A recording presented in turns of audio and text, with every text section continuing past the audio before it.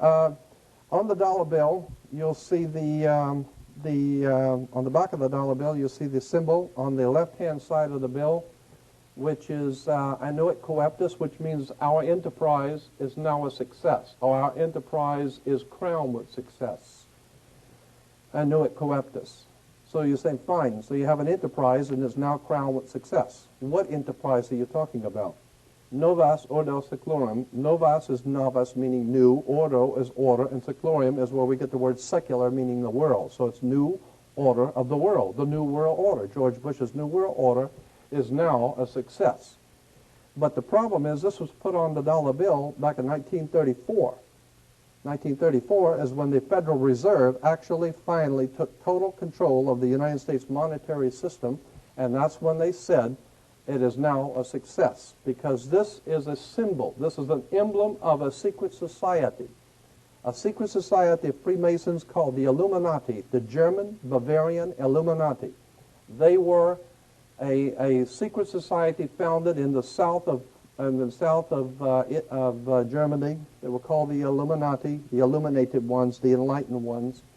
They they connected themselves to another group of Freemasons in France, in the south of France, referred to as the Pierre de Sion, French Grand Orient Temple Masons.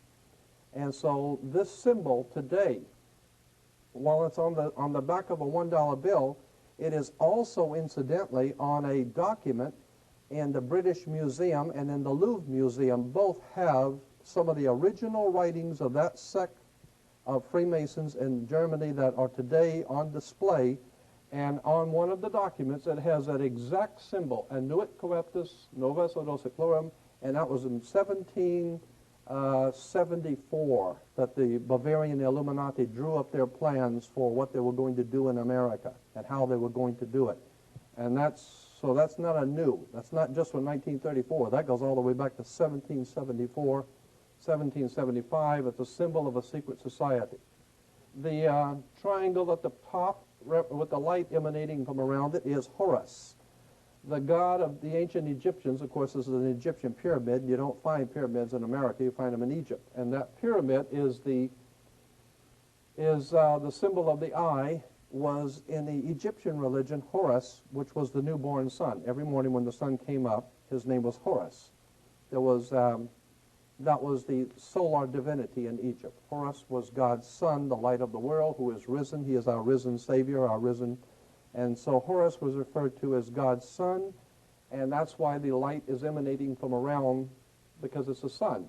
The sun is a round eyeball of God, the ancient Egyptians believed. The pupil of God was the sun, and he's watching you. And therefore, the sun was very bright. And so today we even say someone who is extremely intelligent is brilliant. They're bright. And that's why God is, of course, the most brilliant of all. Therefore, the sun is the most brilliant because it's God's eye. All right, anyway, there are 13 layers on the pyramid. And the 1776 at the bottom is 1776. A lot of people think it's because of the country being founded in 1776. It has nothing to do with that. As I said, this is on a document published back in 1774, 75, and then in 1776 the Roman numerals appeared on it in Europe. So what it amounted to is that the 1776 was when this secret society actually formed itself into a secret society and put itself into operation. Like any other secret society or fraternal order, there's a few years in the formative stages. And then there's a time when they actually get a charter and come together and actually become an actual organization. And then they get a charter from the government and they actually are a legal organization. They were in operation in the 1760s, 1770s, but it wasn't until 1776 that they actually made themselves into a coherent order, and it was called the Order and Sect of the Illuminati. They were the basis for what we call today in our country the Bavarian Illuminati was the basis for what we call today the Colombian faction. The Colombian faction of the Illuminati came here right after this government was formed, and that's where we get today this Columbia Space Shuttle, Columbia Movies, Columbia Television, Columbia Records, everything, Columbia University. As a matter of fact, Columbia TV, Columbia Broadcasting System, CBS. What is the symbol for CBS? It's the all-seeing eye of CBS. It's the Columbian faction of a secret society that calls themselves the Columbians, and that's why our government is in the District of Columbia, because these guys own our government. They print our money, and they own not only the government, but they own you. You are their property. As a matter of fact, when you're born, your birth certificate, on the bottom of the birth certificate, it says the Department of Commerce. It is a property of the Department of Commerce because you are nothing more than a piece of commercial material.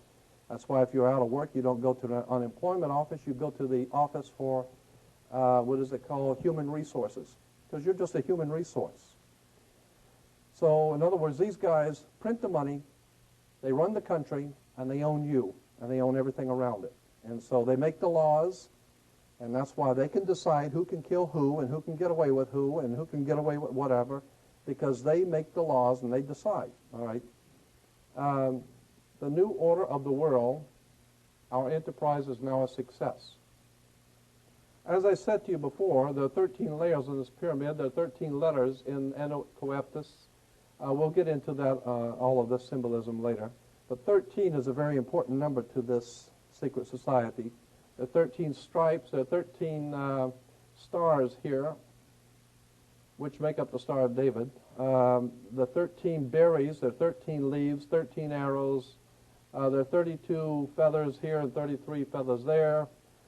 Everything is done in sequence of 13 because 13 is an unlucky number. That's why, we say 13 is an unlucky number, because the reason why we say it's unlucky is because it is a divinely inspired number. It has to do with God in the heavens, and therefore it's unlucky for you.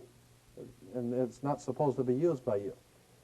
13, of course, is based on, this is what we call Masonic symbolism. Freemasons designed this dollar bill.